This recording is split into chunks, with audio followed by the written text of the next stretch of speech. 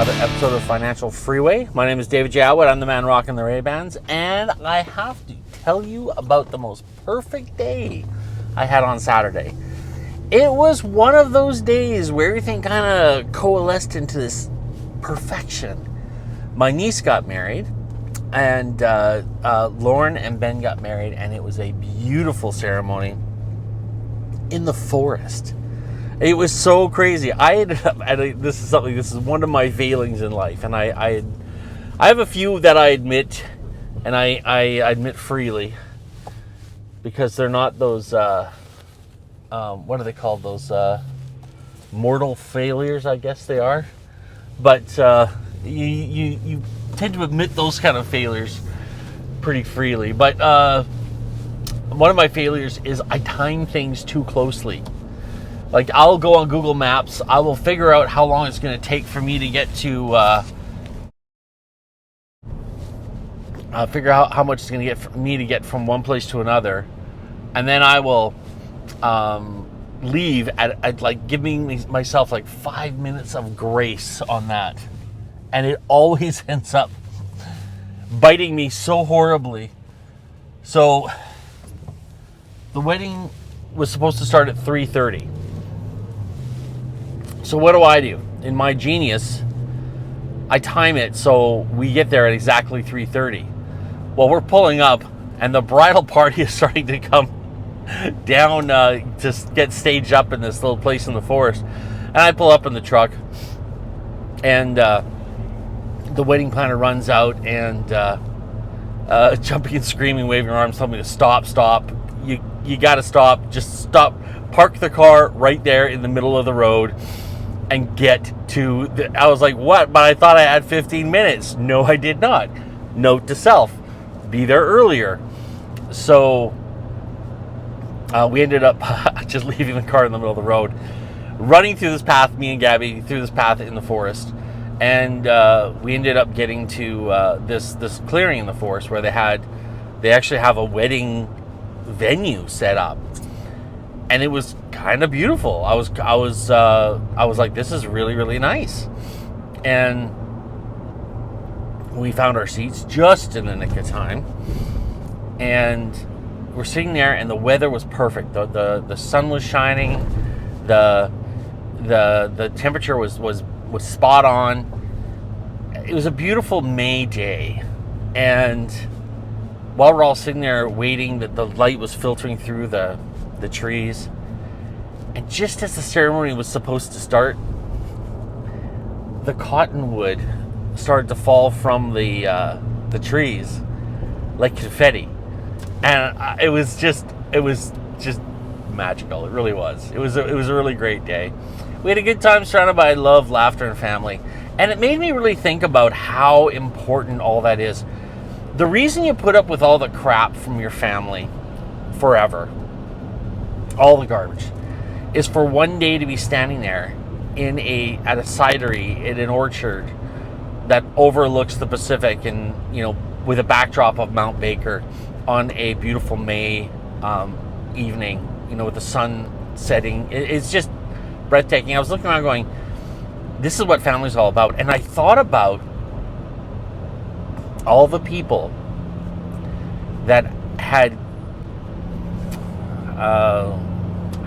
not made family a priority, I guess is a better way to say it, and how they were never going to be able to enjoy a day like this.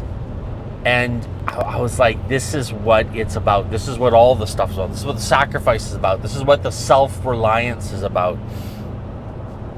This is what the helping is about. The being part of that family. And the best way to describe it, as I like to describe it, is your family becomes a community. I was surrounded by people I see at weddings and funerals. That's the only time I ever see them. But I was also introduced to new people joining the community from the other side of the family. And I was thinking about how it's heartbreaking that some people just didn't put enough value in that to, number one, believe that families are priority. Number two, take care of themselves. And number three, whenever they can, help others. And I really think, we talk about financial independence and stuff, which I think is still so important. But how many people don't understand that is success? Me having a glass of cider with my wife beside me and my nieces and my nephews and my daughters and my brothers and sisters and my uncle, all there. And I think about it and I think how is anything more important than that? Family is crucial, and it's important that you become the best part of the family. That requires you to be the best version of yourself for that family. Don't underrate it. Anyways, that's not what I want to talk about today. That was just a day on Saturday, and I tell you, Saturday was just a beautiful day. I did notice, though, and this is funny, is I remember when I was in the dance circle, doing the dance, flirting with the girls at the wedding, drinking up a storm, acting like an idiot, and now I'm on the outside, the outer ring, and I was like, oh Lord, it's a sweet, but kind of stings a little bit that you move into the older generation. It's there's a sweetness to it, but there's also a little bit of saltiness to it as well. But it was a great day. And of course, you got to reconnect with some people I haven't seen in a few months, so that's always nice. Anyways, don't want to talk about that. What I want to talk about right now is I wanted to go back to getting some cash for you. And I've said this before, and I believe it very strongly. There is $10,000 in your home right now. And I would argue if you would to say that's not the case. I would say if you need to start your financial journey and you're one of those people that really believes that money is what makes money, I'm here to tell you, you've got it in your house. Everything in your house, and I love this, I was thinking about this this morning, everything that's in your house right now used to be money. And that gives you the ability to convert it back into money. So now when I say $10,000 in your house, a lot of people misunderstand that. That $10,000, it might be there, it might not, but you definitely have the seed to get that $10,000. So what I've done is, I did this morning before I couldn't even have coffee this morning. I'm just not feeling great today. What I've done is I've created I'm calling it, okay, we got a cyclist. I don't know how I'm going to finish this one out here because he's in the middle of the road. Yeah, I think he's going that way, so I'm just going to go around him this way. I created a 10K flipper schedule for you, and it'll be, I'll put a link to it on the description on YouTube. So if you're watching this on YouTube, I'll put a link to it there, and you can download it as a PDF. I did it as a PDF. I wasn't gonna try and get like too fancy with creating an app for it. It's like, oh, maybe I will create an app for it now. Now that I know how to build apps, maybe I'll create an app for it. Well, that's a good idea. Yeah, Dave, when you're editing this video, remember to start working on laying out the idea for making a 10K flipper app. Would be great. But go through your house, start looking at what you have. Now, my suggestion, if you're trying to make a little bit of extra cash and get started on your journey, is look around at the stuff you have. Walk through your house, take inventory of everything. And I mean, I don't mean like write down on a piece of paper, but just in your mind, look at it, pick up something and go, number one, have you used this in 90 days? Have you touched it in 90 days? Is it a cookbook that you haven't opened in years? Is it a dish that you never use? I'm just trying to think in my mind, I'm going through my house. Is it a piece of furniture that you never sit on, or it's never even used, or it's a part of, and sometimes this could happen. It could be buried under a big mountain of laundry. So is it a piece of exercise equipment? Whatever the case is, look at it and say, have you used it in 90 days? That's the number one question. Number two question is, does it spark joy, or is it connected to a memory? And now this is where you got to be a little careful and be a little critical. You might have to bring in some help, outside help for this, because some people who are a bit of hoarders don't like to get rid of anything. I knew people, no hyperbole here, that would take a receipt because someone they loved passed away and they touched that receipt one time, or that was for an ice cream that they bought. It does get to the point of extreme, and so be careful with that. That's why sometimes bringing someone else in to help you do this is good. It'll also clear up some clutter doing this. But go through, take an inventory of everything you have, personal or not. Then start to see, is this something, number one, that I've used in 90 days? Does it spark joy with me? And finally, you want to look and start looking for it online, looking for the same thing or something as close as possible to that thing online. Look what the value is for that. I recently did that. We went through and we found, me and my daughters found a ton of Beanie Babies, and we found a ton of